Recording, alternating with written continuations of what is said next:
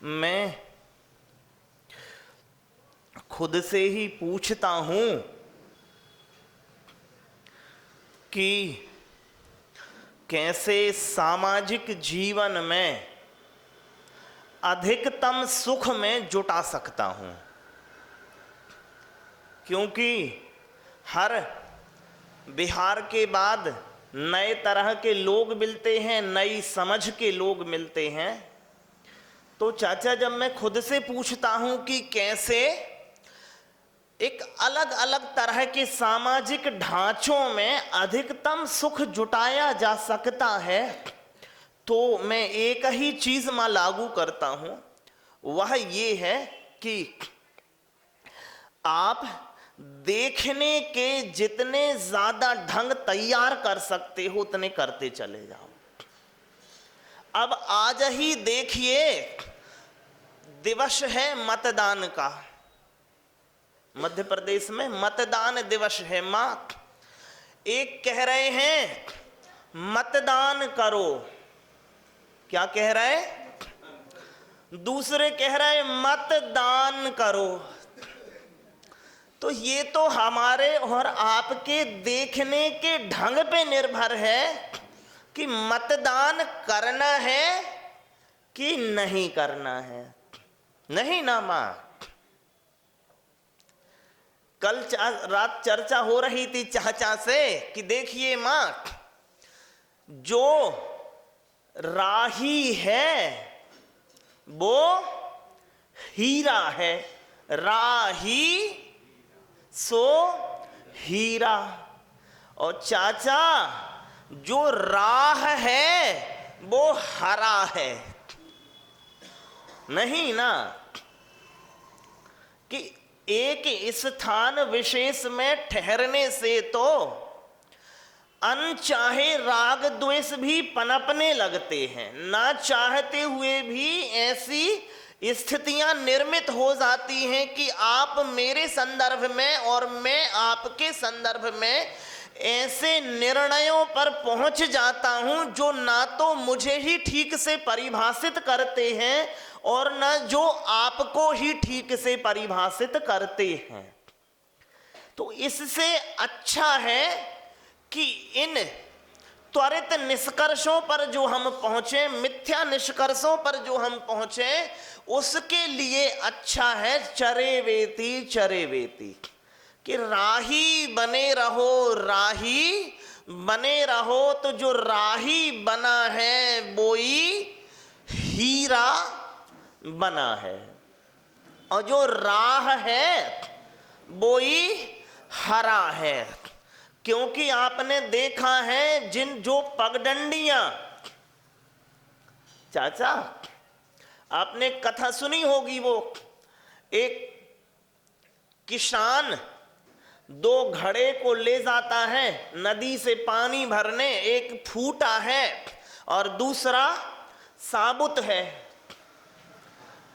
किसान दोनों को अपने कंधों पे, एक को दाएं दूसरे को बाएं, कंधे से नदी से घर तक लाता है रख करके।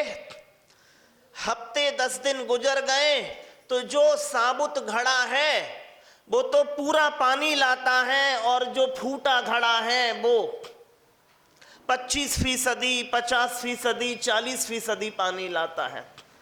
तो असहनीय हो गया उस घड़े को, तो अपने स्वामी से कहता है कि मालिक मुझे फेंक क्यों नहीं देते, क्योंकि तुम्हारे श्रम के अनुपात में मैं तुम्हें फल नहीं देता हूं, अनुपकारी हूं मैं, तो मुझे फेंक दो। वो कहता है बेटे तुम ठीक से देख नहीं पा रहे हो, राह का वही पक्ष हरियाली से भरा हुआ है जिस तरफ तुम होते हो, क्योंकि पानी बिखरता रहता है फूटे से। तो चाचा, ये तो देखने के ढंग पे निर्भर करता है। हम जितने संभावित देखने के ढंग पैदा कर सकते हैं उतनी सामाजिक सुखता हमारी और आपकी बनती रहेगी। तो परिवार भी तो समाज की एक छोटी ही इकाई है, और क्या है। समाज में 400 लोग होते हैं, परिवार में 4 लोग होते हैं। तो समाज में बड़े द्वंद्व आते हैं, परिवार में थोड़े छोटे द्वंद्व आ जाते हैं, लेकिन चुनौतियां उसी स्तर की होती हैं। स्तर भेद नहीं होता है, अनुपात भेद होता है।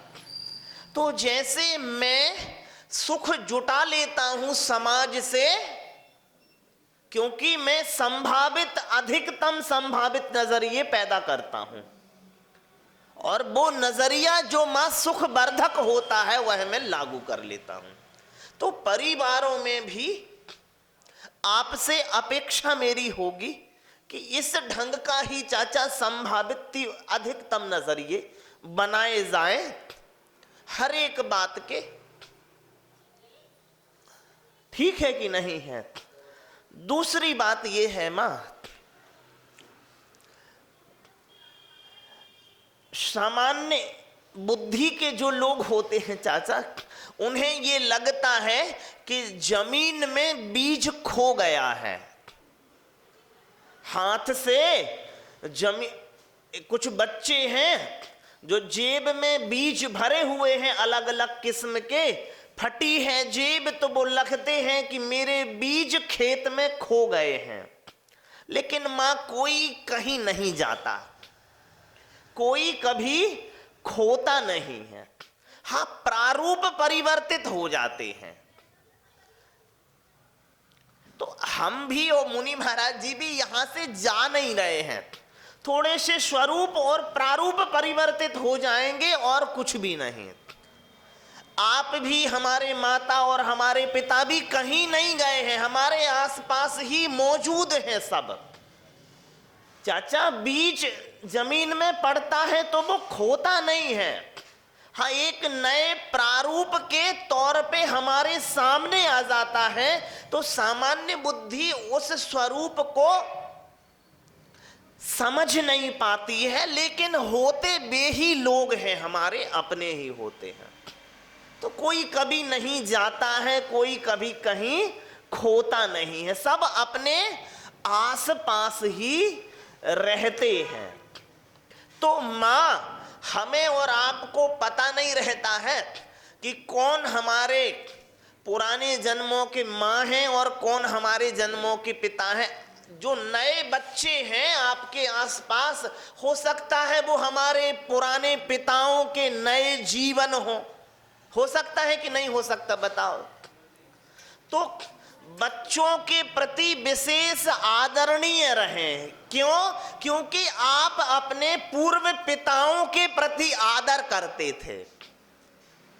अब पता नहीं है, पिता के ही जीवन नए प्रारूपों में सामने प्रकट हो रहे हैं, और वो प्रारूप मनुष्य के रूप में हो सकते हैं और पशु पक्षियों परिंदों के रूप में भी हो सकते हैं।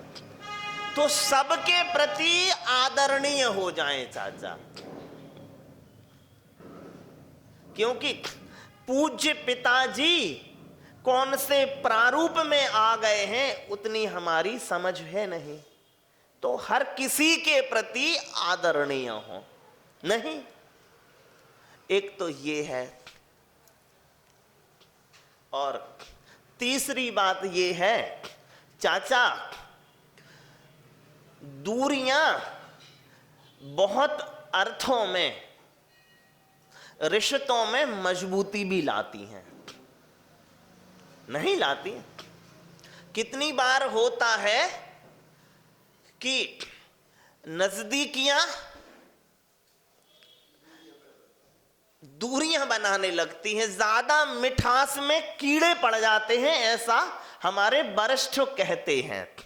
तो अच्छा है कि सानिध्य के संयोग के साथ वियोग समानांतर बना रहे, और वियोग होगा चाचा, हम इसलिए तो दोबारा आएंगे, मुनि जी इसलिए तो दोबारा जाएंगे, क्योंकि कभी यहां से दोबारा महाराज जी इसलिए आएंगे क्योंकि कल यहां से जाएंगे। जाने की घटना यदि घटित ना हो तो आने का प्रश्न भी ना बने। तो बीच बीच में दूर भी करते रहो, नहीं तो बच्चे बिगड़, ज्यादा स्नेह से बच्चे क्या होते हैं मां, बिगड़ जाते। इसलिए थोड़ी वियोग का डर भी दिखाते रहो। सुनो, तो एक भय बना रहता है। और आखिरी बात यह है कि उदारता ऐसी ही होनी चाहिए जैसी आपने दिखाई, वो ऐसी कि योग्यता कम होवे, और योग्यता कम हो और स्नेह अधिक होवे दाता का, तो वही उदारता मानी जाती है। और सभी ने, माओ ने भी और पिताओं ने भी योग्यता से अधिक जो स्नेह दिया है, तो वो मैं अपना पुण्य नहीं मानता हूं, आपका उदारता का गुण मानता हूं कि आप इतने उदार हैं कि कम योग्यता वाले आदमी को भी अधिक स्नेह देते हैं। और सभी के प्रति जो भी आगंतुक, मुनि महाराज साहब, आरिका माता जी साहब, एलक जी, छुल्लक छुल्लिका महाराज साहब, और व्रती और सम्यक दृष्टि श्रावक जो हैं, अव्रती श्रावक हैं, कोई भी अतिथि उपस्थित होवे तो इतनी ही उदारता, योग्यता से ज्यादा स्नेह आपकी उदारता का परिचायक है। तो ऐसी उदारता जो आपने हमारे प्रति प्रदर्शित की है, मैं चाहूंगा कि आगामी समय में सभी के प्रति ऐसी ही बनी रहे।